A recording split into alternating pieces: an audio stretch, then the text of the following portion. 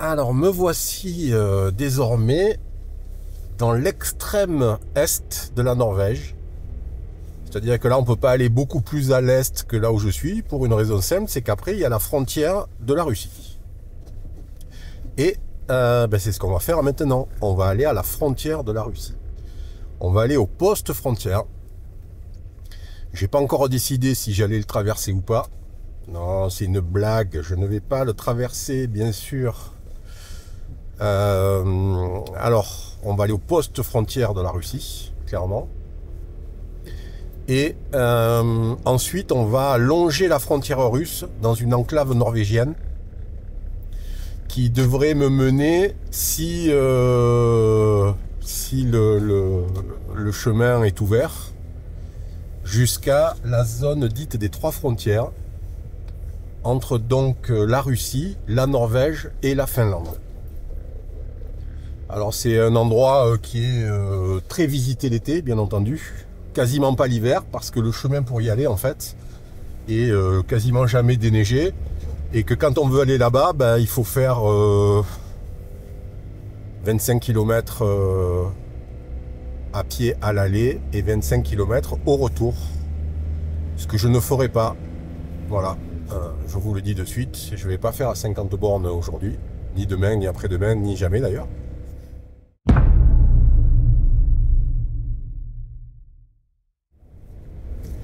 Aujourd'hui, là, il y a un peu plus de 100 km de route, sur une route vraiment défoncée, qui va être très glissante comme celle-là, hein. Celle-là est vraiment très glissante.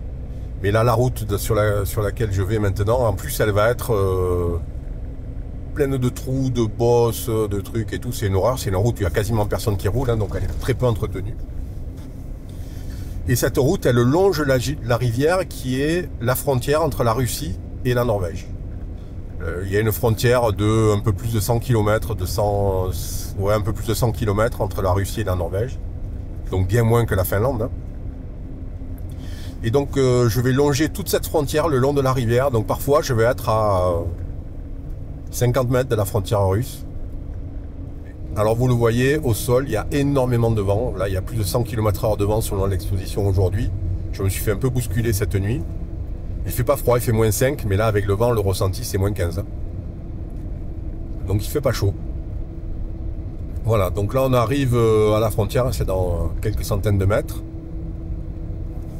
Je vais m'arrêter 5 minutes, je vais regarder un petit peu, voilà, prendre quelques photos, et puis voilà. Et ensuite, demi-tour, petit stop à Kirkenes pour faire du carburant et 2-3 courses. Et puis, descente vers la zone des trois frontières. Donc voilà, le poste frontière avec la Russie, c'est ici. Incroyable. Incroyable, incroyable. Je suis à la frontière russe. C'est assez étonnant qu'il y ait des gens qui viennent faire de la motoneige ici, hein, parce que en fait, le lac qui est à droite, qui est gelé, il est en partie norvégien et en partie russe. Hein. Donc forcément, ça pose un peu des questions. Je ne sais pas si vous voyez bien sur le truc, hein, c'est-à-dire que là, on est là. D'accord. Donc la frontière, bien entendu, elle est là. Hein. Voilà. Elle est à, on la voit, elle est à 50 mètres devant nous. Et donc le lac qui est à droite, là, ici, vous voyez, il est moitié russe et moitié norvégien. Donc si des gens vont avec une motoneige sur le lac, je suis pas sûr que les douaniers des deux pays soient très d'accord avec ça, quoi, en fait. Donc ouais, c'est un petit peu bizarre. Bon, voilà, le passage à la frontière russe est fini. Bon, c'était pas non plus un endroit extraordinaire, hein, c'est juste que j'étais à une dizaine de kilomètres et que ça aurait été con de pas y venir. Donc voilà, je l'ai fait. Je suis passé à 10 mètres de la frontière russe. Je suis content, mais vu de toute façon la géopolitique actuelle, il semble peu probable que je sois amené un jour à aller en Russie. Donc au moins je m'en suis approché. Un minimum, on va dire. Ce sera toujours ça. Voilà. Donc maintenant, 100 km. Ça va être 100 km très difficile. Pour le coup, vraiment. sur une route, comme je disais, cabossée et totalement gelée. Mais bon, c'est 10h20, donc franchement, il n'y a pas vraiment de problème particulier. Hein. Bon, en tout cas, on est parti cette fois-ci, 85 km. Et on va s'enfoncer vraiment dans cette enclave norvégienne. Hein, qui est coincée d'un côté par la frontière de la Russie et de l'autre la frontière de la Finlande. C'est vraiment une zone, c'est un cul-de-sac en fait. Hein. C'est une zone assez étrange. La répartition des frontières à cet endroit-là, on ne sait pas trop quel était le principe. Bon, on est quasiment au niveau de la mer, hein. Il n'y a pas vraiment de relief. Alors il y a des petits reliefs, c'est vallonné, hein, mais c'est vallonné, ça dépasse pas 150 mètres quoi. Voilà, donc petit à petit, au fur et à mesure qu'on va avancer sur cette route, elle va être de moins en moins belle et de moins en moins dégagée, puisque au fur et à mesure qu'on va avancer, il y a de moins en moins de monde qui vit. Et on va vite arriver d'ici, on va dire peut-être une vingtaine de kilomètres, au fait que il n'y a plus personne qui y vit en fait. Tout simplement. Et là vous voyez, je suis vraiment sur de la glace, mais je préfère, j'ai un meilleur grip que lorsque je suis sur du goudron qui est très froid, qui est vraiment en moins 10, moins 12. Là la glace elle est rainurée. Donc il y a plus de relief sur la glace rainurée comme ça que sur le goudron qui en fait est lissé par l'humidité qui vient geler et qui fait que il n'y a plus de trous, de creux, de bosses. Tout est plat, tout est flat et donc du coup on n'a pas d'adhérence du tout. Alors que là-dessus, en tout cas là où la glace est bien rainurée par le chasse-neige, ça roule, il y a du grip. Donc là si la route elle est comme ça jusqu'à la fin, ça me va. L'autre petit avantage qu'il y a, c'est que si elle n'est pas très dégagée comme ça, il est possible que les trous soient bouchés par la glace. Donc en fait, la route cabossée pourrait l'être un peu moins du fait de la glace au sol. On va voir ça au fur et à mesure qu'on va avancer. Bon, c'est limité à 80, mais autant vous dire que je ne vais pas passer les 60-70. Hein. Donc là, j'imagine que faire voler le drone ne sera pas très bien vu. Ce que je peux comprendre. D'ailleurs, s'il y a un panneau d'information, on va s'arrêter et regarder un peu justement ces infos. Pour voir exactement quelles sont les restrictions.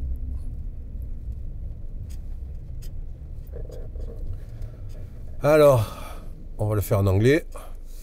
Il est interdit de franchir la frontière par la terre, par la mer ou par les airs. Ça me semble logique.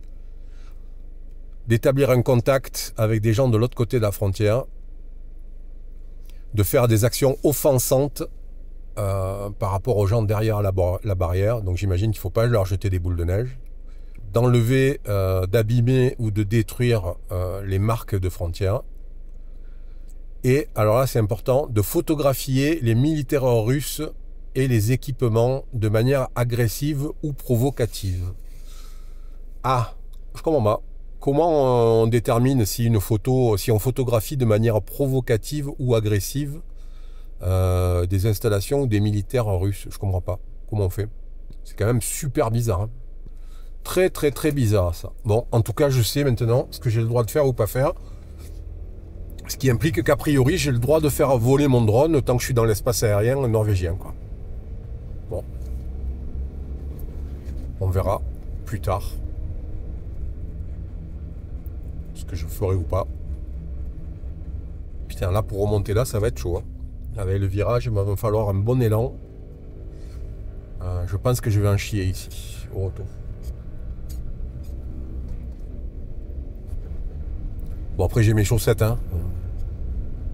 Je mets les chaussettes sur les roues avant et puis si besoin on vogue la galère hein.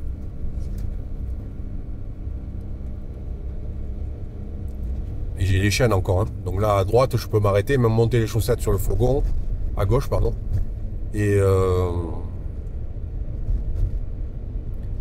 Et donc pouvoir monter facile si besoin, quoi. Ah, la route est très très mauvaise. Là, c'est vraiment défoncé. Et il reste 70 km. Bon, par contre, le paysage est dingue. Hein. Un grand lac gelé à gauche, là. Un immense lac gelé.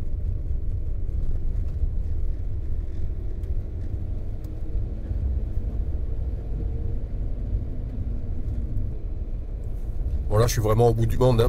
Au niveau européen, au niveau de l'Europe, je suis vraiment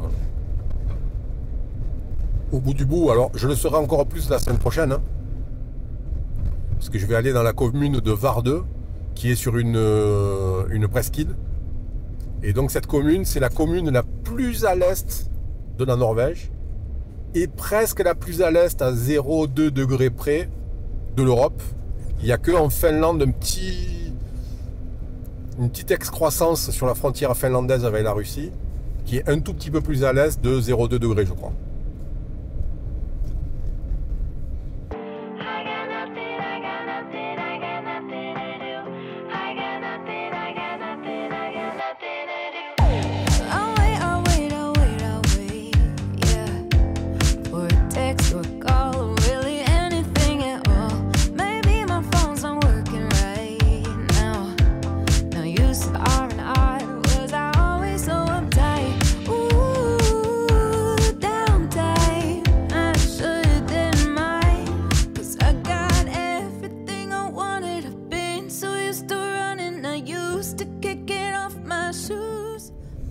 Ah, ben voilà, là on a du monde sur la route. Les premiers élans que je vois, c'est des rennes ou des élans? Ah, des rennes. Allez les gars.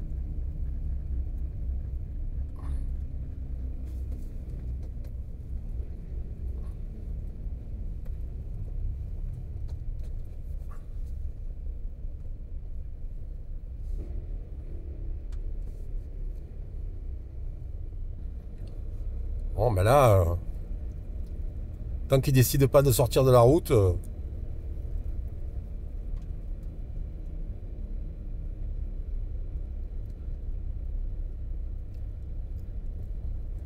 on a l'impression qu'ils maîtrisent mal leurs pattes arrière, ces animaux-là.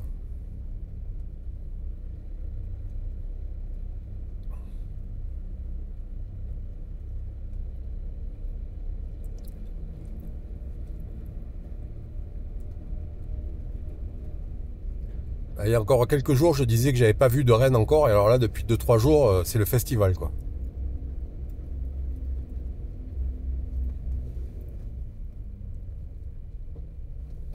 Ah, ben voilà une bonne idée. Il y en a un qui décide de partir tout seul de l'autre côté. Incroyable. Incroyable. Bon ben voilà, vous avez vu des rennes.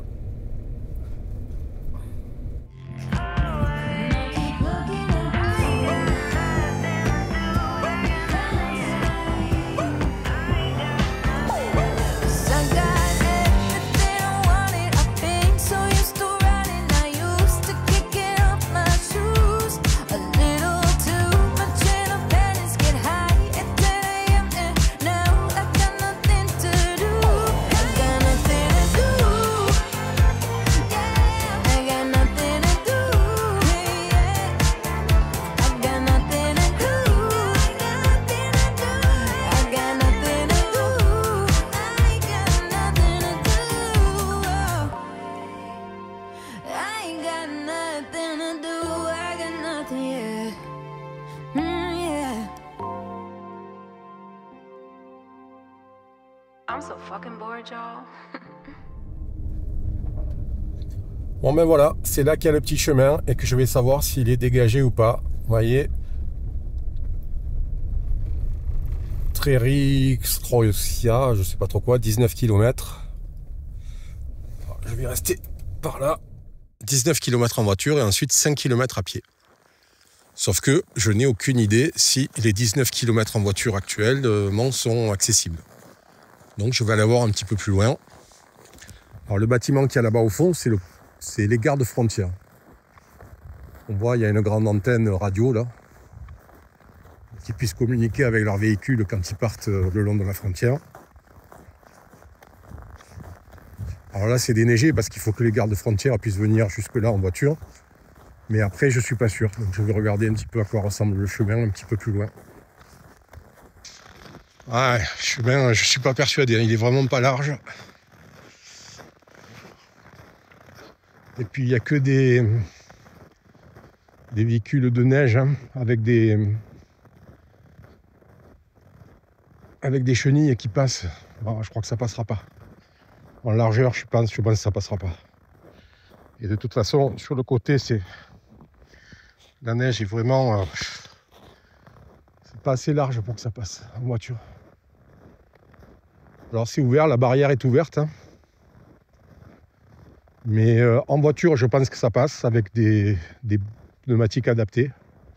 Mais je pense pas que ça passera en fourgon. Ouais, le parking est à 19 km 800, donc 20 bornes.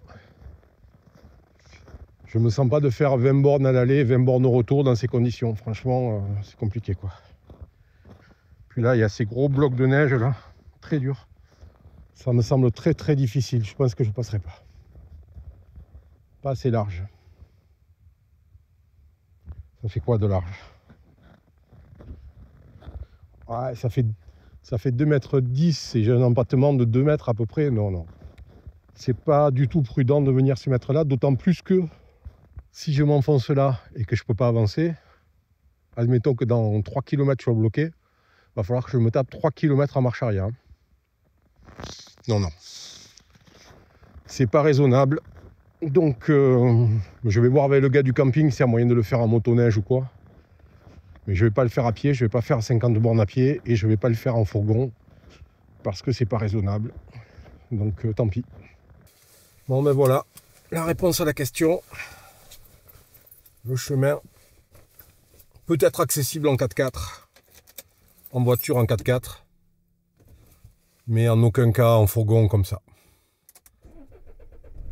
Ce serait vraiment pas malin d'aller s'engager là-bas quoi.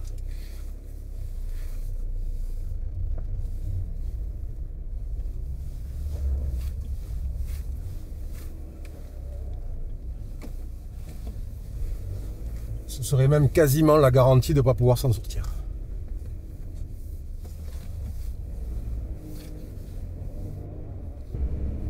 C'est dommage d'être là et d'être à 20 bornes du truc et de ne pas pouvoir y aller quoi.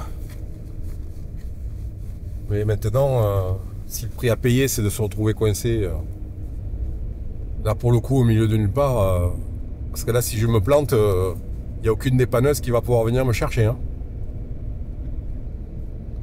Bon ben voilà, j'arrive au camping pour 2 petits jours de repos qui vont me faire du bien.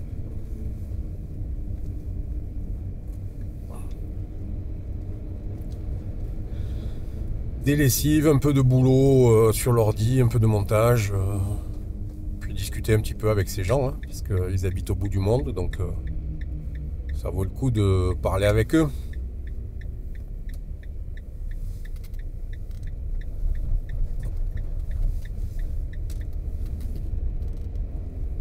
Bon, en tout cas, c'est bien dégagé, bien déneigé, c'est cool quoi. Ouais, je vais être à peu près tout seul, je pense, mais c'est bien entretenu. Bon, en même temps, s'ils vivent là, hein. Alors ils ont des cabanes, ils louent des cabanes et tout, c'est... Alors,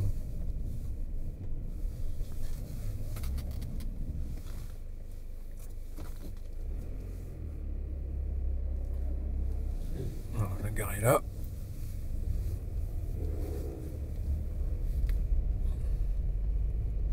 « 13h, je sais pas s'il va y avoir du monde. Hein. Pas sûr. Allez, c'est parti pour 2 jours. Alors aujourd'hui, on va mettre les pneus dans une nouvelle situation. Probablement la plus difficile qui soit pour eux. Hein. On a de la glace vive, là vous voyez. C'est de la glace vive. Et en plus, on a une toute petite couche d'humidité par-dessus. Parce que là, il fait 2 degrés en fait. Donc la glace fond un tout petit peu en surface. Elle reste bien froide au sol, puisque le sol est très froid. Mais le fait qu'elle fonde en surface, ça fait une petite pellicule d'eau, comme ça. Et ce qui rend le truc mais totalement glissant. C'est-à-dire que, alors j'ai des clous, il faut que j'enlève les clous sur mes chaussures. Je ne peux pas marcher avec les chaussures sans clous, clairement. Donc regardez, j'enlève ma semelle à clous. Et regardez ma chaussure. Voilà.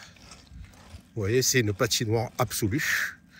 Donc on va voir si on arrive à se sortir de cette situation. Je pense qu'on n'y arrivera pas, très sincèrement. Je ne vois pas comment ça pourra sortir avec un tel... avec une adhérence aussi faible, sachant que ça ne s'améliore pas sur les 2, 3, 4, 5 mètres qui viennent. Même si après, on va avoir des moments où il y avait de la neige et donc on a une petite couche de neige fondue par-dessus qui va me permettre probablement de retrouver de l'adhérence. Mais là, pour sortir de là, franchement, je crois que c'est pas possible.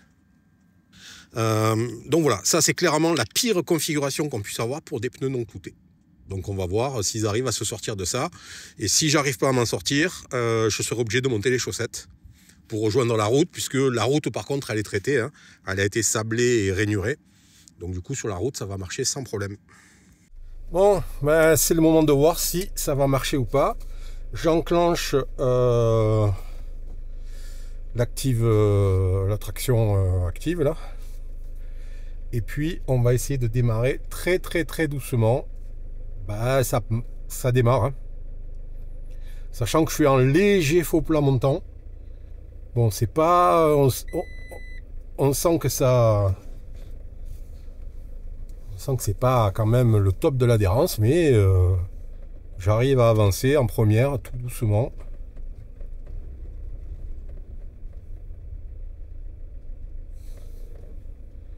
Je vais essayer d'accélérer un peu pour prendre un tout petit peu d'élan et d'inertie pour là-bas quand je vais arriver au niveau de la route pour avoir un tout petit peu d'inertie pour le petit faux plat là. Voilà, hop, on avance et on y est, on va y aller. Voilà, là désormais on est sur une route qui est moins problématique, hein. Elle a été rainurée, elle est sablée. Bon, va pas falloir rouler trop vite quand même, mais c'est pas une route qui va me poser de gros problèmes celle-là. Je pensais que j'allais pas pouvoir sortir de là où j'étais, et puis finalement mes pneus une fois de plus m'ont surpris. Parce que j'étais sur vraiment une patinoire, hein. Il a fallu que je mette les clous sous les chaussures, sinon je pouvais pas sortir du fourgon par la porte latérale, faire le tour et rentrer par la porte conducteur. J'ai pu partir, donc c'est bon. Là, je suis sur un trajet de 120 km à peu près. Donc sur une route très très difficile, hein, qui est très verglacée, avec une petite couche d'humidité par-dessus, donc ce qui est la pire des configurations possibles, bien entendu. On ne peut pas faire pire, hein, pour rouler. Mais elle a été rainurée, sablée, donc dans l'ensemble ça marche. Alors je roule à 40-50, hein, je ne vais pas rouler très vite. Donc du coup, là, pour faire les 120 km, il va me falloir probablement 2h30 à peu près, hein. Voilà, ça c'est des moments qui vont être difficiles. Là, je sens que j'ai pas du tout d'adhérence à ces moments-là.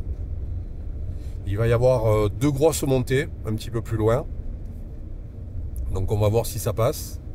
Et puis là, on fait la route d'avant-hier dans le sens inverse. Donc ça consiste à longer la rivière qui est la frontière avec la Russie.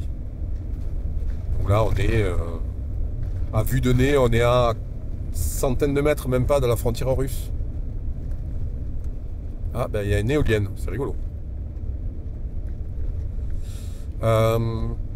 Voilà, donc cette route va pas apporter beaucoup plus qu'à l'aller. C'est un peu gris, les paysages sont moins beaux parce qu'il n'y a plus de neige sur les arbres, puisque la pluie a fait tomber la neige sur les arbres. La route est grise, sale, minable. Je ne vais pas voir beaucoup d'autres choses par rapport à ce que j'ai vu à l'aller. Donc il n'est pas dit que ce soit un moment que je décide de garder sur la vidéo de là de maintenant.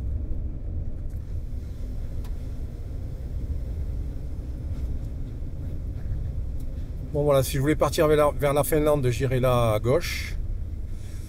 Et le parking il est juste après à gauche là.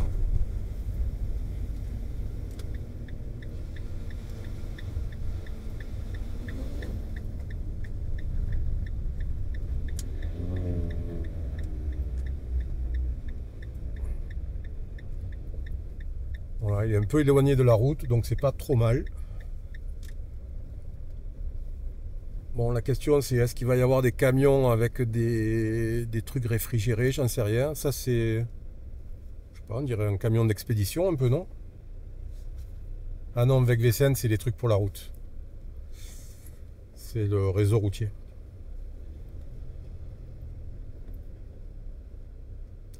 Par contre l'adhérence est très très mauvaise, hein. Il ne faut pas que je me gare n'importe où. Il faut que je me gare à un endroit où je suis sûr de pouvoir repartir.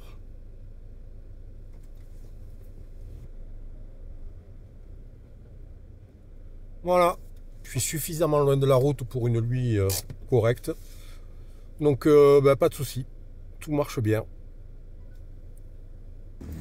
Bon ben voilà, j'ai passé une petite nuit sur ce parking bien calme. Là, ce matin, il y a des techniciens qui entretiennent la route qui sont venus, mais j'étais déjà réveillé, pas de problème, pas de bruit.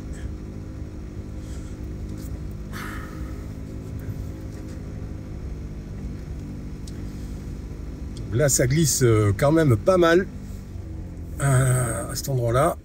Il faut que je traverse la route, que j'aille retrouver un peu plus de grippe. Voilà.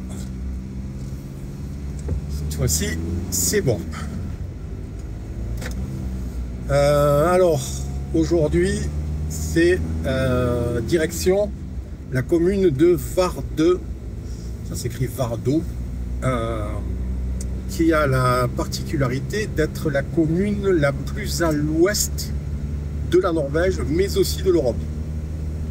Alors c'est pas le point européen le plus à l'ouest, parce qu'il y a une petite excroissance en Finlande qui est plus à l'ouest que ça, de 0,2 degrés, 0,1 degré je crois, 10 km. Mais ceci dit, ça reste la ville, la commune la plus à l'est de l'Europe. Et donc c'est une vraie particularité. C'est aussi une commune qui abrite quelques îles qui sont de véritables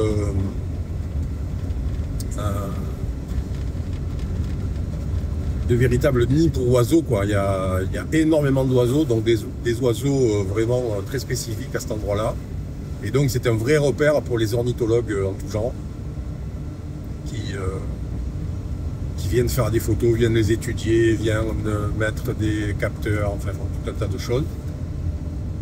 C'est pour le coup une vraie réserve. C'est le mot que je cherchais.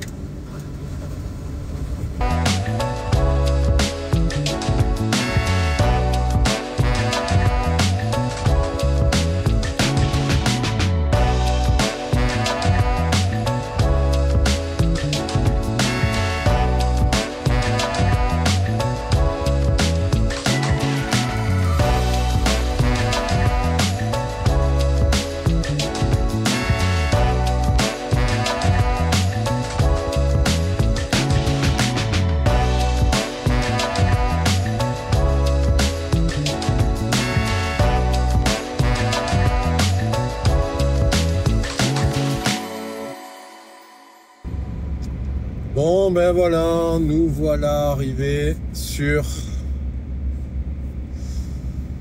l'île de Vardø et donc la commune de Vardø. Voilà, on y est, c'est là. Avec une superbe église. Un peu bizarre mais jolie.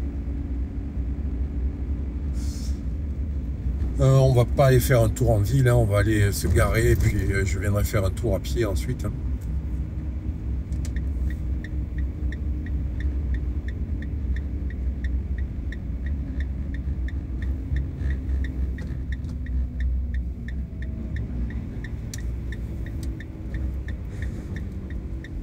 Ça semble être la mairie à gauche. Joli bâtiment, ouais, pour un endroit comme ça.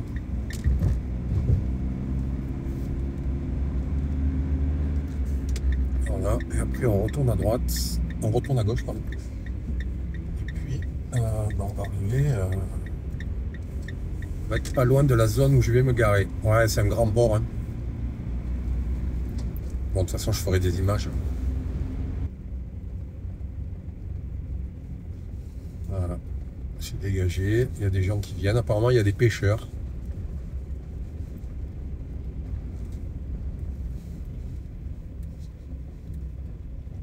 Qui viennent de temps en temps. C'est bien verglacé. Donc, je vais essayer de me trouver un endroit où j'aurai un peu d'adhérence. Voilà, ben c'est ici que je vais venir passer 1 ou 2 jours, je sais pas. Si j'arrive à m'en sortir, parce que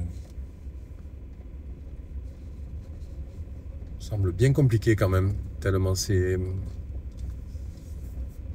verglacé partout. Ah ouais. Et il passe, il s'en va, il roule, il s'arrête, il démarre.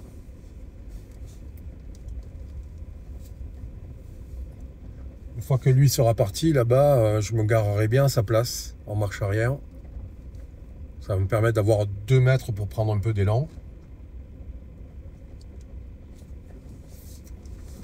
Et pour avoir un peu de grippe, ou ici, ça a l'air pas mal, j'aurai un peu de grippe. Ça permettra de redémarrer en espérant que j'arrive à me sortir de là. Bon, sinon, après, je peux mettre les chaussettes sur 100 mètres si besoin.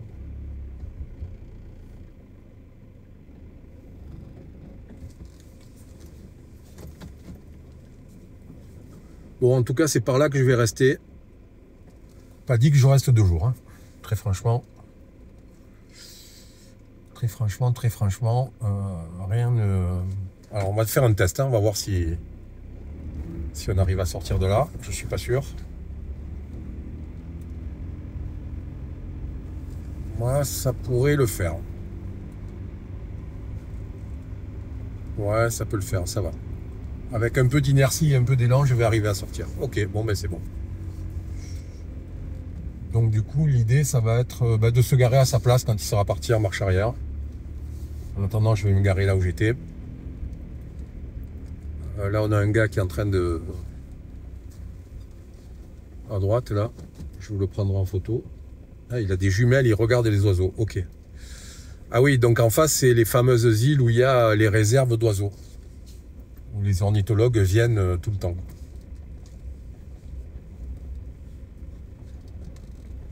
Et en face, là-bas, de l'autre côté, il y a le petit chemin qui mène au phare. Bon, ben voilà, je vais rester garé là pour le moment, le temps que le gars s'en aille avec sa voiture, là, et que je puisse prendre sa place.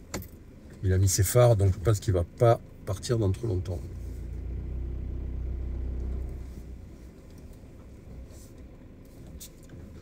Voilà.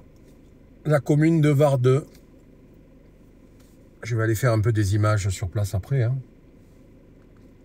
Est-ce que ça valait le coup de venir jusqu'ici? Ben, je sais pas en fait. Bon, ben réveil plutôt pas mal ce matin à Vardeux. Alors là, il est 11h, hein, je suis réveillé depuis un petit moment. Mais il y a un peu de soleil. Et ça, franchement, c'est vraiment cool. Parce que ça donne une vision un petit peu différente. Alors je vais aller faire un petit tour en ville maintenant.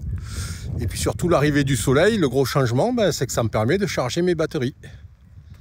Là je charge à 400 watts à peu près. Donc c'est vraiment pas mal. Et du coup, à ce rythme-là, si ça tient comme ça pendant 3 heures, je crois pas, mais on sait jamais. Si ça venait à tenir comme ça pendant 3 heures, je pourrais espérer être chargé quasi à 100%. En début d'après-midi. Alors ça ne sera pas le cas, mais en tout cas ça maintient ma consommation de la journée sans aucun problème. Je gagne même un peu. Là je suis à 86-87%. Donc si je montais à 90, franchement ça serait top ce soir. Hein. Voilà, sans problème. Donc maintenant on va aller faire un petit tour en ville.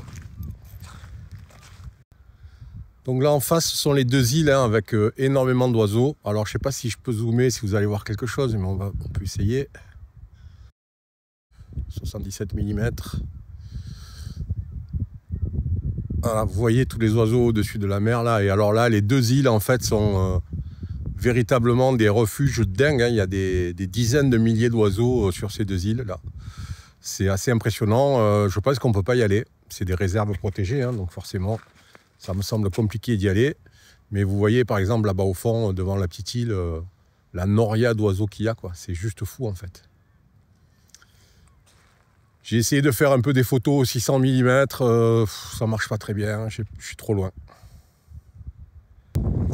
Voilà, je vais aller m'approcher un petit peu du centre du village. Alors, je marche sur les zones où il y a un peu de terre, parce que sinon, je glisse, parce que là, c'est vraiment de la glace vive. Hein. Regardez un petit peu ça, c'est un truc de dingue en fait. Pour sortir, je vais partir que demain matin, je vais passer la journée ici. Donc pour sortir, je me demande si je vais pas être obligé demain matin de mettre les chaussettes sur les pneus, parce que c'est vraiment compliqué. Et voilà. Maurice garé au bout du monde, hein. C'est-à-dire que là, en fait, ce chemin-là, là où est garé Maurice en ce moment, c'est l'endroit en Europe le plus loin de n'importe quel autre point en France. Voilà. C'est exactement ça, en fait. Maurice est garé au bout du monde. Et quand je dis au bout, c'est au bout. En tout cas, si on considère le monde européen. Hein. Bien entendu, le Cap Horn, c'est un autre bout du monde. Mais pour les gens qui habitent à côté, le bout du monde, c'est ici. Donc on est toujours le bout du monde de quelqu'un. Mais là, en l'occurrence, pour les Européens, ici, c'est le bout du monde.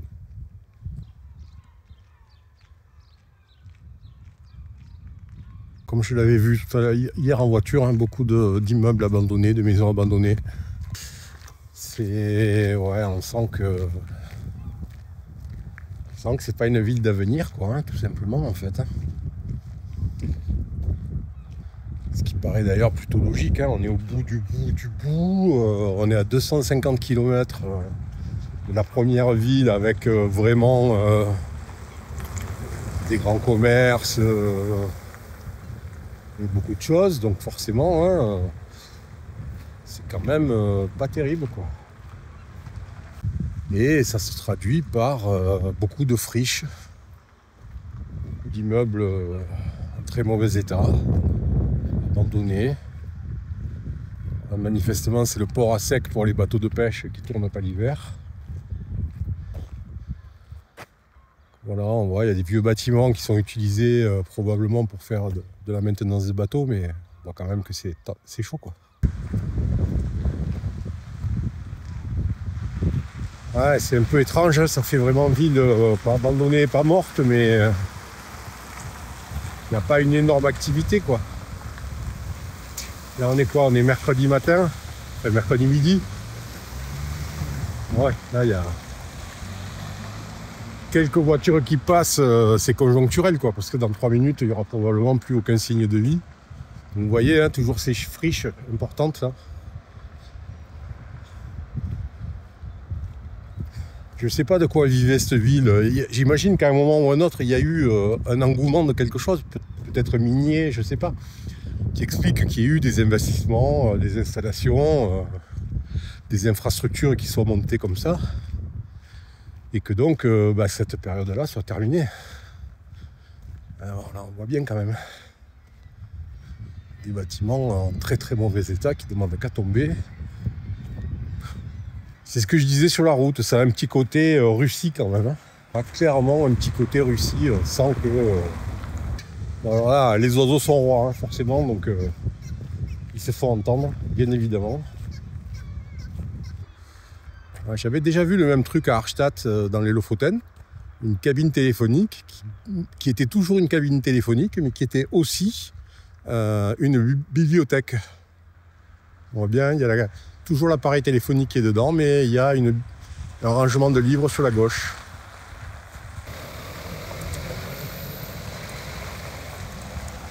Ils ont des jolis camions de pompiers et une jolie église, un peu étrange dans sa conception. Mais plutôt joli, hein. Très vertical, très pointu. Voilà, étrange. Hein. Comme on pouvait s'en douter, hein, c'est une ville quasi exclusivement tournée vers la pêche. Beaucoup de bateaux de pêcheurs partout. Hein. Il y a une deuxième marina un petit peu plus loin. On voit là-bas au fond, il y en a encore.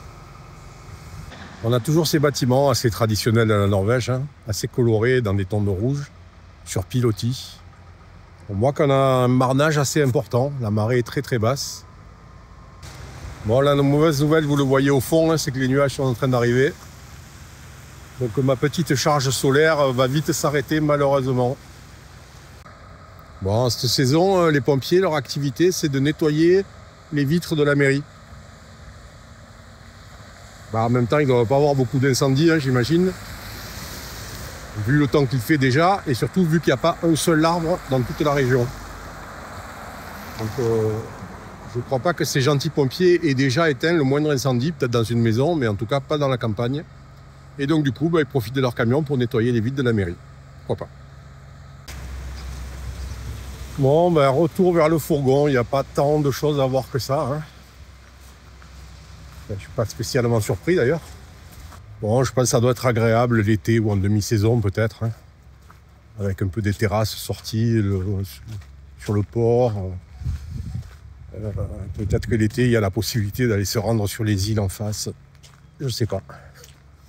Mais là, c'est vrai qu'en cette période, bah, c'est une ville quasi morte, quoi. Hein. Donc, alors pas morte dans le sens où il y a des gens et où il y a 2-3 boutiques ouvertes. Mais enfin, morte pour quelqu'un qui vient et qui n'est pas d'ici, quoi. Je suis le seul touriste de toute la ville, clairement, quoi. Alors j'aime ça, hein, en temps normal, il n'y a pas à se tromper. Je crois que là, le truc, c'est plutôt de dire je l'ai fait pour l'avoir fait. Je ne sais pas si je peux m'en réjouir, d'ailleurs. Bon, me voilà de retour à mon spot pour la fin de la journée. Il est midi à peu près. Donc je vais aller me faire un petit bout à manger. Je vais travailler un petit peu cet après-midi. Bon, là, ma charge solaire a dû dégringoler à quelques dizaines de watts. Hein. Forcément. Le soleil, maintenant, est quand même bien pris sous la brume et les nuages. Mais bon, même si c'est que quelques watts, quelques dizaines de watts, c'est toujours quelques dizaines de watts hein, qui compensent un tout petit peu ma consommation du jour. Donc, pourquoi pas. Et puis demain, bah, je partirai tranquillement dans la matinée, hein, vers 10h30, comme je fais souvent. Et je vais rejoindre la commune de Tana. C'est celle que vous avez peut-être vu quand j'ai fait la vidéo 24 heures avec moi. Celle où il y a un pont tout éclairé la nuit et où j'ai fait un barbecue en fait. Le seul barbecue pour l'instant de tout mon road trip. Et après demain, en partant de Tana, bah, je vais repasser la frontière de la Finlande et entamer la descente de la Finlande en je sais pas trop combien de temps en fait. Je sais pas, peut-être en 4-5 jours ou peut-être en 2 ou 3 semaines. Ça va beaucoup dépendre des conditions météo, bien entendu, hein, des températures, de la neige, de la situation, de mes envies du moment. Là, j'ai pas vraiment d'objectif hein, maintenant. J'ai fait tout le nord de la Laponie, j'ai fait quasiment une bonne partie de ma bucket list pour ce voyage. Donc maintenant, je vais y aller plus au feeling. Pour les 2 gros mois qui restent, je vais y aller plus au feeling. Et on va finir un petit peu là-dessus. Sur cette statue en bois assez rigolote. Avec, je sais pas si c'est un homme ou une femme, c'est une femme apparemment, avec les cheveux au vent. Une paire de jumelles et qui montre l'île avec les oiseaux. C'est amusant. C'est une des rares attractions de l'endroit, hein, faut pas rêver. Donc elle est représentée comme ça. Et si vous voulez un peu savoir dans quel état d'esprit j'étais au tout début de ce road trip, hein, mon arrivée en Norvège, cette vidéo devrait vous intéresser. Allez, à la prochaine. Ciao.